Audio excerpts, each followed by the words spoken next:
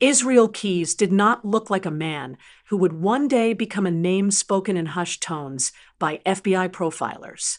He looked ordinary in the most disarming way. A veteran, a construction worker, a boyfriend, someone who paid his bills, flew commercial airlines, blended into crowds, and vanished back into them without friction.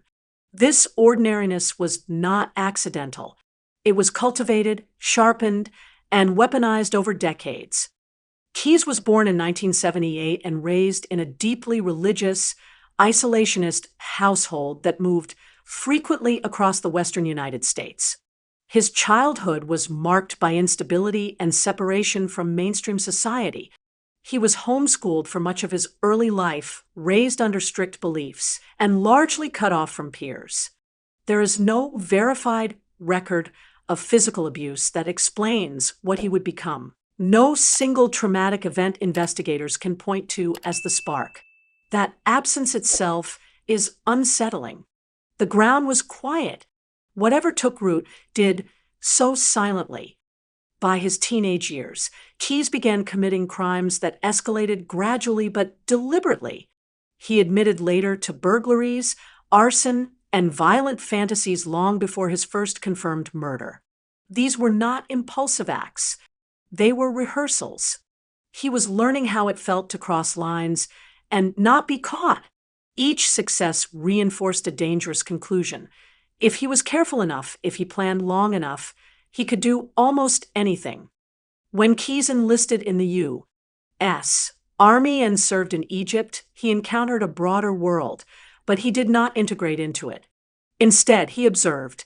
He watched how systems worked, how people trusted appearances, how anonymity could be preserved in plain sight. After leaving the military, he settled in Alaska, a state whose vast distances and sparse populations suited him. There, he ran a small construction business. He drank. He dated. He became a father. Nothing about his daily life drew attention from neighbors or law enforcement. Behind that surface, Keyes was planning on a scale rarely seen in violent crime. Beginning in the early 2000s, he started assembling what he later called kill kits. These were not symbolic or impulsive collections. They were practical and methodical: firearms, ammunition, knives, silencers, rope, zip ties, duct tape, trash bags, and tools meant to destroy evidence. He sealed them in buckets and buried them in remote locations across the United States. The geographic spread was intentional. Keyes traveled extensively, often flying thousands of miles from Alaska to the lower 48 states. Sometimes he chose destinations randomly, sometimes based on opportunity. He would rent cars, stay in motels, and drive long distances alone. Years before committing a murder, he would bury a kit in the ground near a trailhead, a cemetery, or a secluded rural area. Then he would leave. The weapon waited. Time passed. No one noticed. This was the core of what made him so difficult to detect. Traditional criminal profiling relies on patterns: victim type, location, timing, method. Keyes rejected patterns as a matter of principle. He believed that repetition led to capture. Instead, he designed his crimes to look unrelated, scattered, and rare. Different states, different victims, long cooling-off periods. If investigators ever connected the dots, he intended there to be too many of them, too far apart, to form a clear picture. What is most disturbing is how patient he was. Some of the kits were buried years before being used. In at least one case, he admitted to digging up a kit, finding that the weapon inside had rusted, and calmly replacing it with another before reburying it. This was not rage. This was maintenance. During this time, Keyes maintained relationships and responsibilities that required emotional presence. He attended family gatherings. He worked contracts. He raised a child. There is no evidence that those closest to him suspected what he was doing. That normalcy was not a mask that slipped occasionally. It was a stable structure that allowed everything else to exist. It is difficult, even now, to reconcile the image of a man helping with homework or fixing a roof with the same man driving, alone at night, rehearsing violence in his mind. Keyes later told investigators that he felt an increasing urge to kill, one that intensified if left unsatisfied. But he did not describe it as uncontrollable. On the contrary, he described restraint. He imposed rules on himself. He avoided media coverage of his own crimes. He did not contact police. He did not taunt victims' families. He believed attention was dangerous. Silence was safety. By the mid-2000s, at least some of the buried kits had been used. The murders that followed would later be confirmed or strongly suspected to be his, but at the time, they appeared isolated and unsolvable. There were missing persons cases with no bodies, homicides with no suspects, scenes with little physical evidence, and no obvious motive. Each one was investigated, archived, and slowly went cold. For the families left behind, there was no sense of a serial offender. There was only absence. A loved one who did not come home. A car found abandoned. A trail that ended abruptly. Grief without context has a particular cruelty. It offers no shape to the pain, no enemy to blame, only unanswered questions that linger for years. Keyes understood this. He admitted that he chose victims who were unlikely to be quickly connected to him or to one another. Sometimes they were strangers encountered by chance. Sometimes they were targeted after brief observation. He did not stalk in the traditional sense. He looked for vulnerability and isolation, then acted decisively. What followed, he kept almost entirely to himself. Law enforcement during these years had no reason to focus on him. He had no criminal record that pointed to homicide. He lived in a state far from many of the crimes. He left no DNA in databases. He did not repeat locations or methods in a way that triggered alarms. The system designed to catch serial killers was not built for someone who refused to behave like one. By the time Israel Keyes committed his most well-documented crime in 2012, he had already succeeded for years. He had proven, at least to himself, that his approach worked. The kits were buried. The crimes were scattered. The victims were gone. And he was still free. That is what makes the beginning of this case so unsettling. There is no dramatic opening, no early chase, no warning sign that might have stopped what came next. There is only a man moving quietly through ordinary life, investing time and care into a future built on secrecy, convinced that preparation could outlast justice. For a long time, he was right. By the time investigators would later realize they were dealing with Israel Keyes, the damage had already been scattered across the country, hidden in files that belonged to different jurisdictions and different years. There was no single moment when alarms should have gone off. That was the point. The crimes attributed to Keyes did not announce themselves as the work of a serial killer. They arrived quietly, disguised as tragedy, misfortune, or coincidence. Keyes believed randomness was protection. He did not hunt a specific demographic. He did not return to the same hunting ground. Men and women, young and old, urban and rural, what connected his victims was not who they were, but that they crossed his path at the wrong moment, in the wrong place, when he had already decided to act. He once explained that if he felt the urge to kill, he would travel until he found someone suitable. The language was chillingly neutral, stripped of emotion, as if he were describing a task rather than a life-ending decision. One of the earliest murders he later admitted to occurred in 2001. The details are limited, in part because Keyes refused to fully cooperate with investigators. But what is clear is that he was already confident enough to kill and disappear without consequence. That confidence hardened over time. Each unsolved case became proof that his system worked. In Washington state, a couple vanished without explanation. In Vermont, a woman was abducted and never returned. In New York, a young man disappeared after a night out. These cases did not immediately draw national attention.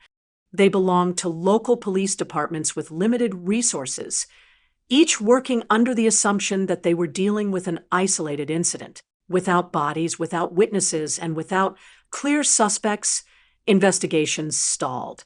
Files thickened. Leads dried up. For the families, the waiting was its own kind of torture. Days turned into weeks, weeks into years. Birthdays passed. Bedrooms remained untouched. Some held on a hope long after logic said it was gone, because the alternative accepting that someone had been taken and would never come back was unbearable. Keyes later acknowledged that he understood this pain, and that understanding did not stop him. If anything, it reinforced his belief that silence was the most devastating weapon. Unlike many serial killers, Keyes did not insert himself into investigations or seek to relive his crimes through media coverage. He avoided news reports about missing persons, especially those related to his own actions. He believed emotional detachment was necessary to maintain control. Any attachment to the victim, to the act, or to public reaction was a liability. He was meticulous about logistics. He used rental cars to avoid linking vehicles to crime scenes. He paid cash when possible. He selected locations that offered multiple escape routes. When he killed, he made efforts to dispose of bodies in ways that minimized the chance of discovery. In some cases, remains were never found. In others, they were recovered years later, too degraded to offer forensic clarity. This absence of evidence created a peculiar frustration for law enforcement. Missing persons cases without clear signs of foul play often fall into a gray area, caught between criminal investigation and administrative limbo. Without proof of a crime, resources are limited. Cases lose momentum. The system, built to respond to visible harm, struggled to confront crimes that erased themselves. Keyes exploited this weakness. He did not see himself as smarter than the police in a traditional sense. He saw the structure itself as predictable. Jurisdictions did not share information effectively. Databases were incomplete. Patterns were discovered only when there were enough similarities to notice. By ensuring there were none, he believed he was invisible.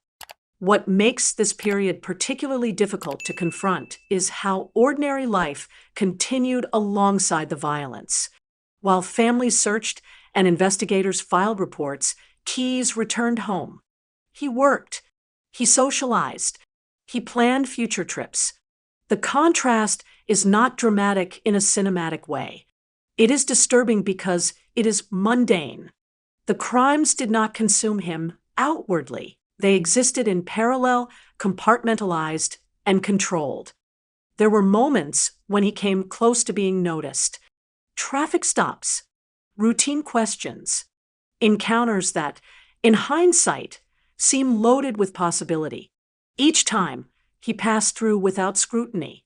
No one knew what to ask. No one knew what to look for. As the years went on, the number of victims attributed to Keyes remained uncertain.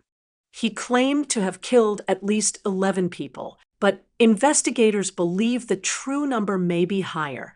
He refused to provide full details, often offering partial confessions that could not be independently verified.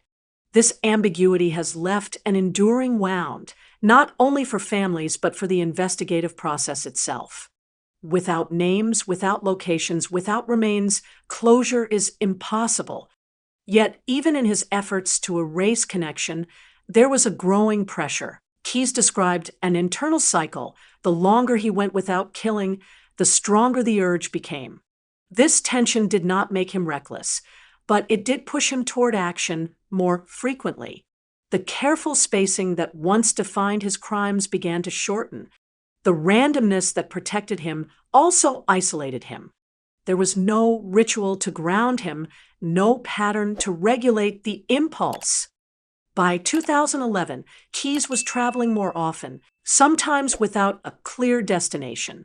He later admitted that some trips were taken solely to find an opportunity. This was not escalation in the traditional sense, but it was acceleration.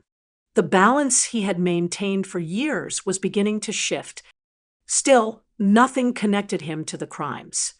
To the outside world, Israel Keyes remained an unremarkable man moving through an unremarkable life. The victims remained names on missing posters, memories in family photo albums, unresolved questions in police files. The randomness that protected him also ensured that no single community ever saw the full scope of what had been taken. That illusion of separation would not last forever. All it would take was one mistake, small, human, and devastatingly ordinary, to collapse the structure he had spent years building. The mistake that ended Israel Keyes' freedom was not dramatic. It was not a chase, a witness, or a breakthrough in forensic science. It was a decision made in motion, under pressure, that violated the rules he had lived by for years. In February 2012, after more than a decade of avoiding detection, Keyes did something he had always warned himself never to do. He used a victim's bank card in a way that created a trail. On February 1st, 2012, Samantha Koenig, an 18-year-old barista working alone at a coffee stand in Anchorage, Alaska, disappeared near the end of her shift. Surveillance footage later showed a masked man approaching the stand, forcing her to leave with him. The video was grainy, the figure indistinct, but the abduction was undeniable. Within hours, concern turned to alarm. Koenig did not come home. Her phone was silent. Her family reported her missing almost immediately. Keyes had chosen Koenig deliberately. He knew the stand. He had been there before. It was late, isolated, and predictable. After abducting her, he murdered her shortly afterward. The details, which later emerged in fragments, were harrowing but must be stated plainly. Koenig was killed the same day. She was taken. What followed was an effort not just to conceal the crime, but to manipulate the aftermath. Keyes left Alaska on a pre-planned cruise vacation shortly after the murder. While he was gone, Koenig's body was concealed in a shed on his property. During the cruise, as her family searched and the community organized vigils, he maintained the appearance of an ordinary traveler. Photos from the trip show him smiling among other passengers. There is no visible sign of strain. The dissonance is difficult to absorb. When he returned to Alaska, Keyes took steps that marked a departure from his earlier methods. He staged Koenig's body to create the illusion that she was still alive, sewing her eyes open and photographing her holding a current newspaper. He sent the image to her family along with a ransom demand. This act was calculated, but it was also risky. It involved communication. It invited scrutiny. It relied on technology. Each of these choices increased exposure. The ransom demand included instructions that required the use of Koenig's ATM card. Keyes withdrew money from her account in several locations, including Texas and Arizona, during a road trip he took shortly after. Unlike previous crimes, where he avoided financial entanglements, this time he needed cash, and he believed distance would protect him. It did not. Banks record transactions. ATMs have cameras. Each withdrawal created a timestamp and a location.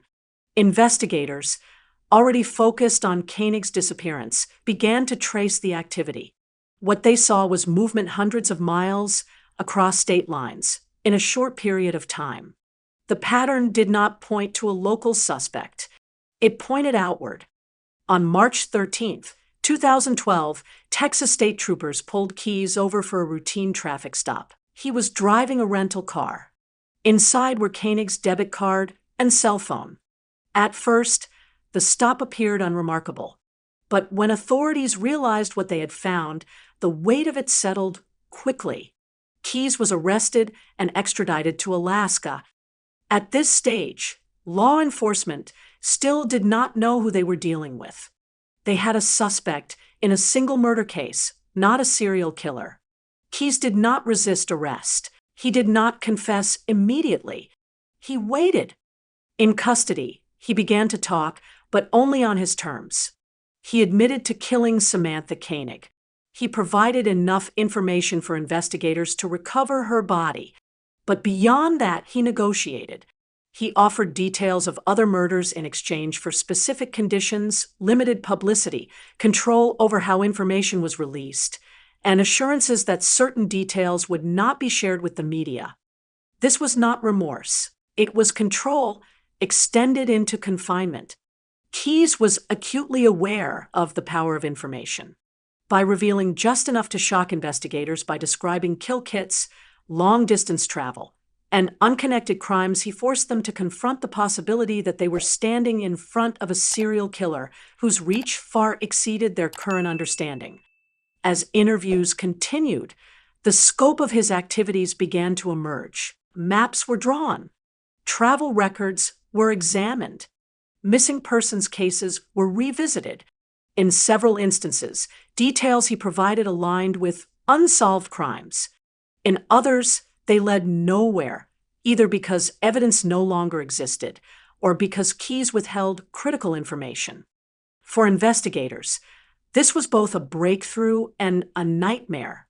They finally had a suspect who could explain years of unanswered questions, but they could not compel him to tell the full truth. Each partial confession carried the promise of closure and the threat of permanent uncertainty. For the families of potential victims, the revelations reopened wounds. Some had waited years without knowing what happened to their loved ones. Now they were told that answers might exist, but only if a man who had already taken so much chose to give them. The imbalance was profound. Justice felt conditional, dependent on the whims of the perpetrator.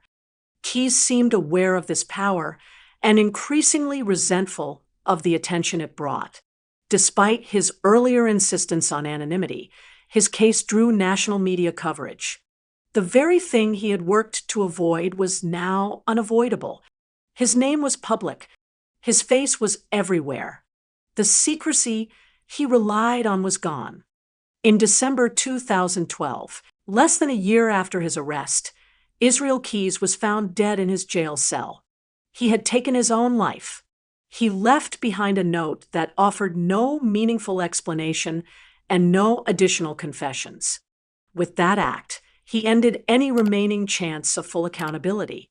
The consequences were immediate and irreversible. Investigations stalled. Leads went cold again. Families who had hoped for answers were left with fragments. Law enforcement was forced to accept that some truths would never be recovered. Keyes' final mistake had exposed him, but his final decision ensured that the damage would remain incomplete, unresolved, and deeply personal for those left behind. When Israel Keyes died in his jail cell, the case against him did not end. It fractured. What followed was not resolution, but a slow, grinding reckoning with absence of testimony, of certainty, of justice fully rendered. His death closed the door on direct answers, leaving investigators and families to stand in the quiet aftermath of what he had done and what he had refused to reveal. In the weeks after his suicide, federal and state agencies intensified their efforts to reconstruct his movements. They combed through years of travel records, credit card receipts, rental car logs, airline manifests, and cell phone data. Maps were layered with timelines. Investigators marked cities he had visited, dates he had traveled alone, stretches of time unaccounted for. Each pin on the map represented possibility, not proof. Somewhere among those routes were people who never came home. The kill kits became a focal point. Based on Keyes' partial statements, authorities organized searches in multiple states. In some locations, buried caches were recovered, confirmation that his long-term planning was real, not exaggerated. In others, nothing was found, leaving open the question of whether kits had been moved, used, or whether Keyes had deliberately misled investigators. Each empty search site carried its own quiet despair. The absence of evidence did not mean the absence of a crime. For law enforcement, the case exposed uncomfortable truths about the limits of modern policing. Keyes had not relied on sophisticated technology or insider knowledge. He exploited gaps that were already there, fragmented jurisdictions, inconsistent data sharing, and the difficulty of connecting crimes that did not look alike. His success was not a failure of individual investigators, but of a system built to recognize patterns he refused to provide. The emotional weight of the case settled most heavily on families. Some were contacted years after their loved one disappeared and told that a man now dead might be responsible. Might. The word was devastating. Without a confession that named names, without remains, without forensic confirmation, there could be no legal certainty. For some families, the possibility was worse than ignorance. It reopened grief without offering closure. Others found a grim form of validation, knowing that a disappearance was not voluntary, that their loved one had not simply walked away, allowed them to reframe years of unanswered questions. But even that clarity came at a cost. The knowledge that answers existed and were deliberately withheld left many feeling betrayed by the process, by the man, and by fate itself. Keyes' refusal to fully confess was consistent with the way he lived. Control had always been central. He controlled when he acted, where he traveled, how much he revealed. Even in death, he maintained that control, deciding which stories would end and which would remain unfinished. There was no final moment of remorse, no comprehensive accounting. The silence he valued followed him. In the years since, his case has been studied extensively by criminologists and profilers, not because he was the most prolific or the most brutal, but because he challenged assumptions. He did not seek recognition. He did not escalate in predictable ways. He did not leave calling cards or signatures meant to be admired. He demonstrated that the absence of noise can be as dangerous as its presence. There is a temptation, in cases like this, to frame the perpetrator as an anomaly, a monster, separate from ordinary life. But what makes Israel Keyes unsettling is how deeply he was embedded in that ordinary life. He paid taxes. He voted. He fixed houses. He stood in line at airports and grocery stores. The horror did not announce itself. It passed quietly, unnoticed, through spaces designed for trust. For investigators who worked the case, the frustration lingers. They speak not only of what they learned, but of what they will never know. There are files marked unresolved, tips that could not be confirmed, questions that can no longer be asked. Each represents a boundary that cannot be crossed, no matter how much effort is applied. The case also altered how some agencies think about missing persons. It reinforced the need to treat disappearances with urgency, even when there is no immediate evidence of violence. It highlighted the importance of cross-jurisdictional cooperation and long-term data retention. These are structural lessons paid for with human lives. Yet for all the analysis and reform, there remains a quieter truth that no system can fully address. Some harm resists repair. Some losses cannot be contextualized into meaning. For families who never received remains, never heard a confession, never saw a case closed, the story does not end with policy changes or academic insight. It continues in anniversaries, in empty chairs, in the unanswered question of where. Israel Keyes believed that preparation could defeat accountability. In many ways, he succeeded longer than anyone should have been able to. But he did not escape consequence entirely. His exposure shattered the illusion of perfect concealment. His name became public. His methods were dissected. The secrecy he prized was stripped away, even if the full truth was not recovered. What remains is not a neat conclusion, but a fractured record, a timeline interrupted, a map dotted with questions. The case stands as a reminder that some crimes are not loud, that some perpetrators do not announce themselves, and that vigilance cannot rely solely on familiarity or expectation. In the end, the legacy of this case is not about the man who committed the crimes, but about the people whose lives were taken and the many others who were left behind without answers. Their stories exist in the spaces he tried to erase, and in those spaces, the demand for remembrance persists, even when justice remains incomplete.